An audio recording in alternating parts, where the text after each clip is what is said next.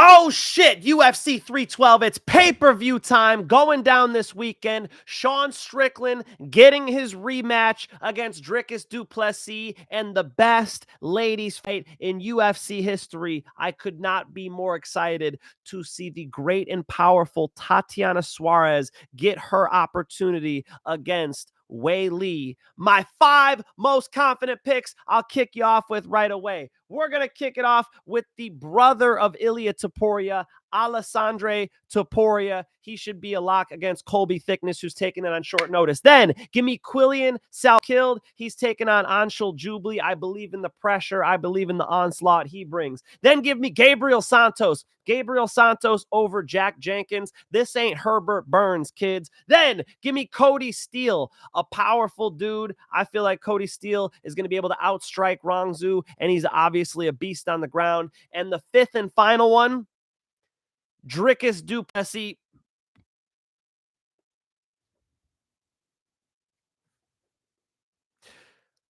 Dricus du Plessis over Sean Strickland. Those are my 5 most confident picks. Let's talk about the title fight.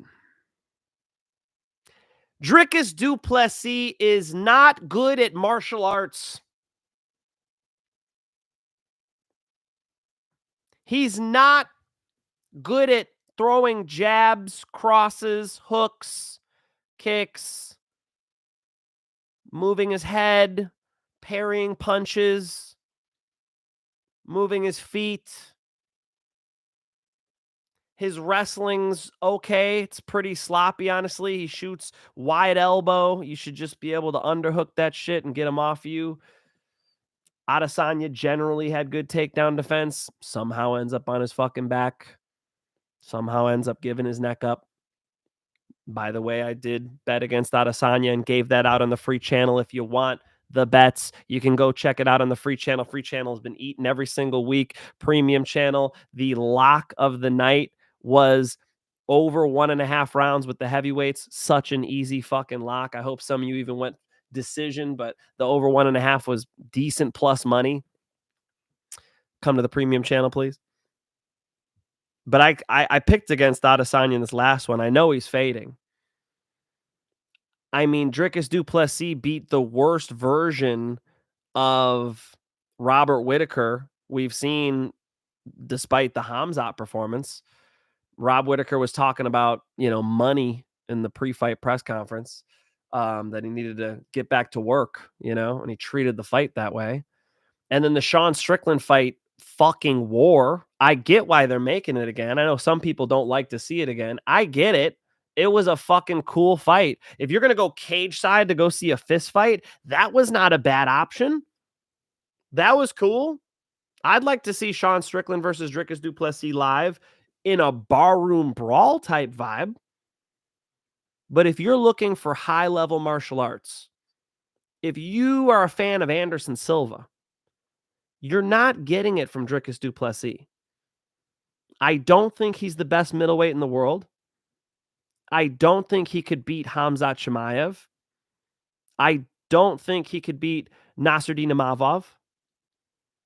But Sean Strickland in a rematch, now that he's got the belt in Australia, Sean Strickland performed well against Izzy there, but I think he's going to whoop his ass, man. I think Dricus might even get a takedown here. Sean Strickland, very hard to take down, but at least the threat of it is good. Wear on Strickland a little bit. Dricus du Plessis, strong motherfucker, moves forward. Sean Strickland, not a lot of power to keep du Plessis off of him. He's going to jab him. He's going to kick him in the stomach. But does Dricus du Plessis really care? One thing you could say about the dude, he's got balls. He's in fun fights. He probably storms forward and gets this title defense. So I'll pick him as one of the most confident in a card where I'm looking at, a bizarre pay-per-view card. Let's be straight up. The worst undercard in a pay-per-view in a long time. Now, there are some things to be excited about. How about 2 title fights? How about Tatiana Suarez versus Weili? That's dope. Okay? People want to hate on women's MMA. There's a fucking women's MMA fight that's badass. But Dricus du Plessis makes the list because a lot of these are hard to pick. All right. What's the most confident one? Alessandro Topuria. Alessandro Topuria, because he's the one on the full camp, because he's a buzzsaw of a striker, and because he's got a nice ground game too. His wrestling is solid. He's the blood brother of Ilia Topuria. And of course, he'll have Ilia in the corner. And then in the other corner, you'll have Volkanovski, who will be cornering Colby Thickness. Colby Thickness, a good grappler, kind of explodes in, throws wide shit. I think that overall, Topuria can piece him up on the feet, potentially knock him out, and it'll be very difficult to take Topuria down. So there's a confident one. Quillian Salkilld over Anshul Jubli. Did you guys watch Jubli's last fight? Okay. Breeden put it on him. So, and Breeden was a big dog in that fight. I think that something similar can happen here. The forward pressure that you're going to get from Salkilld should be a problem. I do think he puts this together. He's one of the more confident picks on the card against a Jubli who at one point was highly rated, but they're not doing him any favors with this matchup. So I think the Aussie fans are going to see a good ass whooping here. Gabriel Santos, solid one against Jack Jenkins, and Jack Jenkins is their boy. Okay. But even against Herbert Burns, who's one of the worst fighters in the UFC, Jack Jenkins wasn't impressive. And here's a Gabriel Santos who has vicious striking, beautiful Muay Thai, solid blast double leg takedowns, could do it open mat, could do it on the fence. Gabriel Santos totally live for a knockout here. So Gabriel Santos over Jack Jenkins. Cody Steele and Rongzhu is a little bit better. I argued with AJ DeVito about this one a little bit. Rongzhu has usually been pieced up on the feet, and you've got a guy in Cody Steele who's probably going to be able to, despite having less experience, he's the older guy, 29 versus 24, but having less experience, I do think handles this fight anywhere it goes. On the ground, he's nasty. His submission grappling should have a significant advantage over Rongzhu. And then on the feet, I think a club and sub is really likely here. So Dricus du Plessis, Quillian Salkilld, Alessandro Topuria, Gabriel Santos, and Cody Steele for the 5 most confident picks for UFC 312. Let's talk about last week a little bit, shall we? Israel Adesanya gets slept, at least dropped, by Nasruddin Imavov, who says in the post-fight interview, I proved that I'm the better striker than Israel Adesanya. That is a bold claim that now he can definitely back up, man. At least 2025 is not able to strike with Nasruddin Imavov. Imavov has it all. He can wrestle. He's a wrestling threat. He was making Izzy defend takedowns, work up, get off the fence. So Izzy's got to worry about, having underhooks and not letting him get into the hips. And then the striking, man, he's also on the balls of his feet and can move in quickly. I always point that out to people with Imavov. You guys are probably sick of me saying that, but it's important to point out that he's not flat-footed like Dricus du Plessis is. He's better at martial arts than that. He can move in, move out, and he just exploded in with that right hand. Boom, just threw it, just went in there. And why can he just go in there? Because the consequences aren't that high. Izzy has that fadeaway hook that he tried to bang him with, by the way, when they were slinging some punches on the fence. That fadeaway hook is just one weapon, and his right hand is not that powerful. So Nasruddin just took the risk, and it paid off, man. Nasruddin Imavov, one of the best fighters in the world. I've been betting on him pretty much all the way up. He was a lock against Cannonier. He's beaten Brendan Allen, and he's got a lot of good wins. There's his best win. Knockout over Izzy, pretty special. So he's right up there. Obviously, you got Khamzat Chimaev waiting in the wings. Middleweight's going to be fun in 2025. I do think you guys will see that belt change hands. I don't think that Du Plessis or Strickland can beat Imavov or Khamzat. I don't think either of them can do it. So I think you guys will see the belt change hands at some point this year, but they're fighting each other this weekend, so I got to pick that one, right? Israel Adesanya getting slept was interesting. That's for sure. Pav and Rozenstruik. Well, I kind of called it and I kind of didn't, okay? Because I said that this thing would be a boring decision. Ding, ding, ding. My lock of the week on the premium channel was over 1.5. Ding, ding, ding. I did think Rozenstruik could get the decision. So, okay. Rozenstruik can't wrestle. Pav dusted off the wrestling. Interesting. There's a TET coming through, right? The old Pav is hitting the double legs. Very nice. So, yeah, I definitely wasn't thinking about the wrestling with these two strikers. So, fair. Fair, Pav.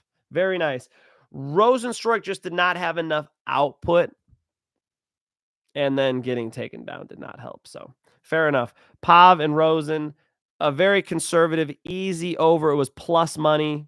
A great one. Said Nurmagomedov and Vinicius Oliveira was sick. I think Said showed that he's actually the better fighter in the first round. The problem is he doesn't have the better gas tank, the bigger balls. I mean, Vinicius Oliveira just was able to dig deep and really show what he does when the fight gets hard. You guys saw at the end of the second round, Vinicius Oliveira goes and lays on the fucking ground in his corner.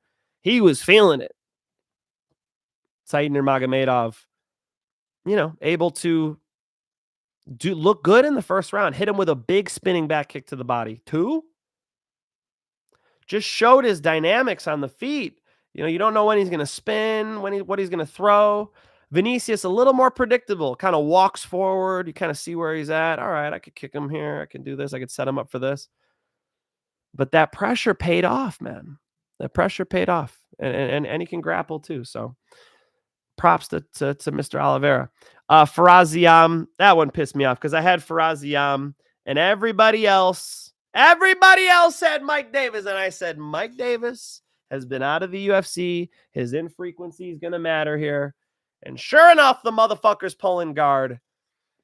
Should have just given out Faraz Ziam premium channel. My bad. Fuck it. Went with the under. Nope.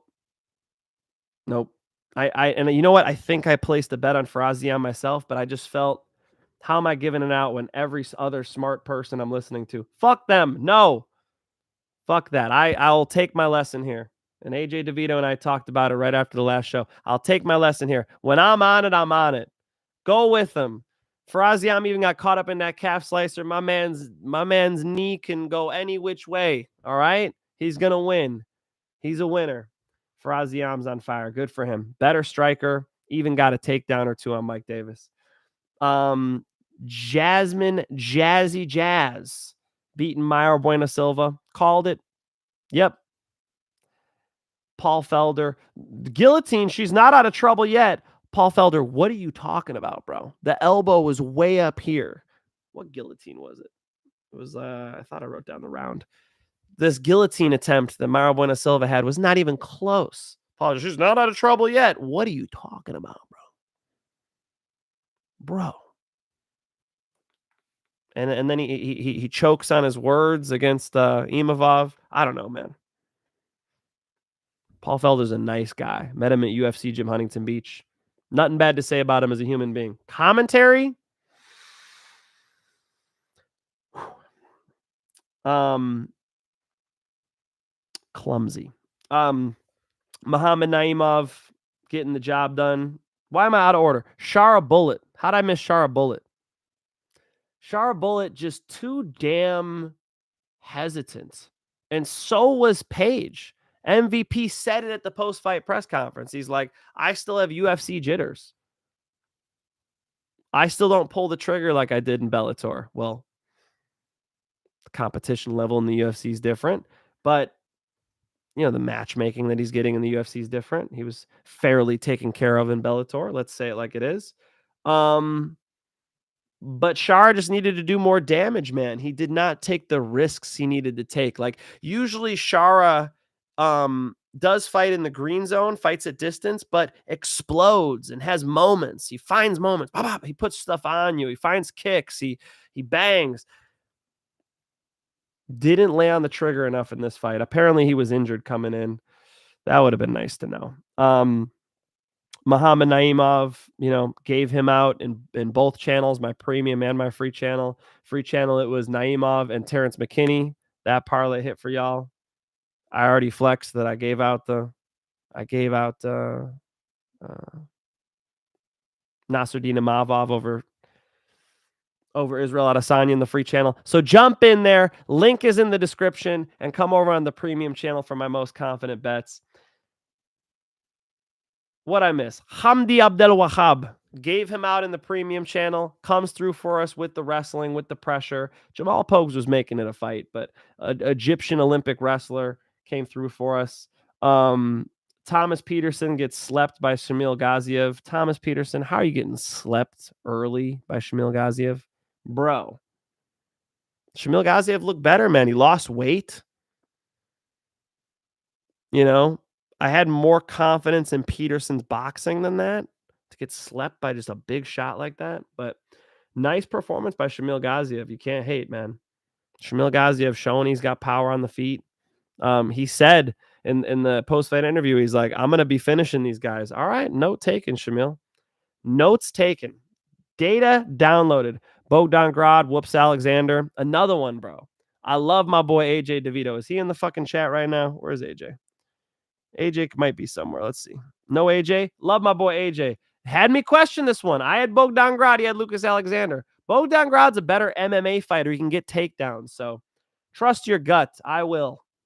Terrence McKinney, absolute lock over Damir Hadjovic, and just whoops his ass. Easy TKO. Hadjovic just not UFC level. All due respect. Terrence McKinney, much better athlete and solid ground and pound. All right. So last week was fun. I got a $20 dono. Shay, I'm sorry to make you wait. Let me give this a big old heart. Mike Finch dropping UFC knowledge sharper than a prime Anderson Silva's jab. Bro, are you rapping? Holy shit, this is crisp. If fight predictions were a sport, you would already have the belt. Keep those picks coming, my man. Che Cow. I appreciate that so much, Che. Thank you very much. I'd have the belt. Shit. I've got my amateur belt. It's over at my mama's house. I let her display it. But a picks belt. Maybe I need one, dude. Thank you so much. Sharper than Prime Anderson Silva's jab. That's a solid jab, man. Ask Forrest Griffin. Forrest Griffin was doing the fucking, he was just flopping when he was eating that Anderson Silva jab. Keep those picks coming. I will. I literally pick every single UFC fight. I will continue to do it. I will continue to bring it to y'all on the tube of the U, and it won't stop. Matter of fact, I'm doing more content. I got some for you, Che. You ready? I got Tatiana Suarez interview that I did previously that's going to drop this week.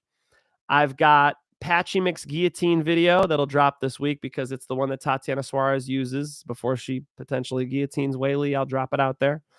And then I'm scheduling right now an interview with Youssef Zalal. So I want to do an interview with Youssef Zalal, live or not, I'm not sure. Maybe I'll give it live. And we're trying to map out a day. I offered him tomorrow, 2 p.m. Pacific time. So Youssef Zalal coming on the show too, okay? So in addition to the picks, I'll give you more content. Che, thank you very much, my friend. I appreciate that 20 very much. All right. Let's go. Yes.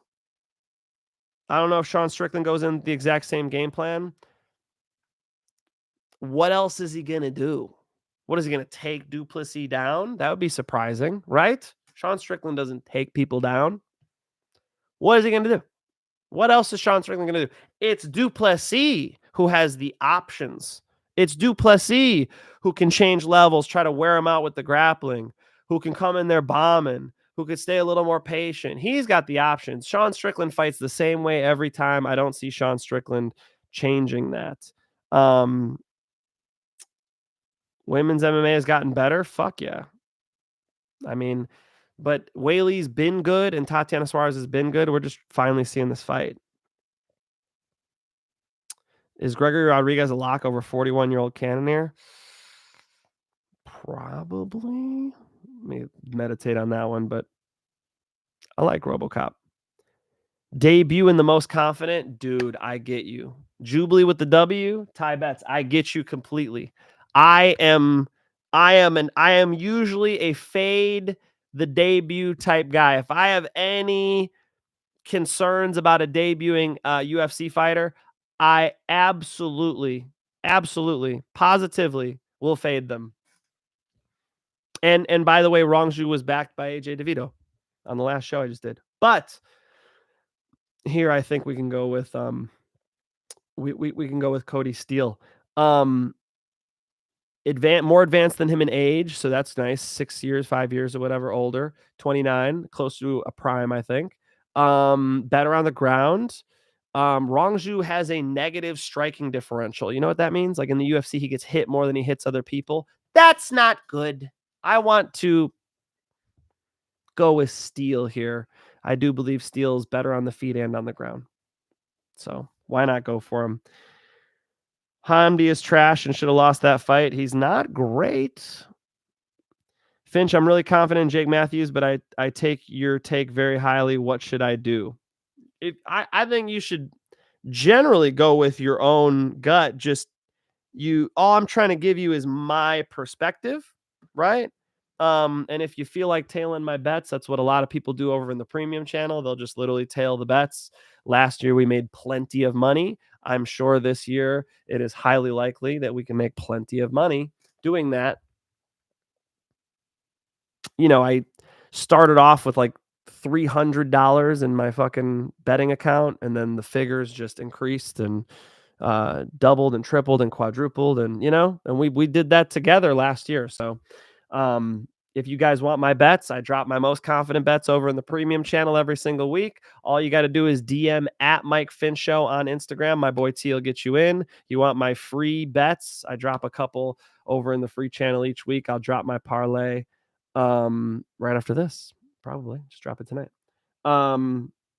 Yeah, you don't let me tell you what to do though. If you want to bet Matthews, it's a good fight.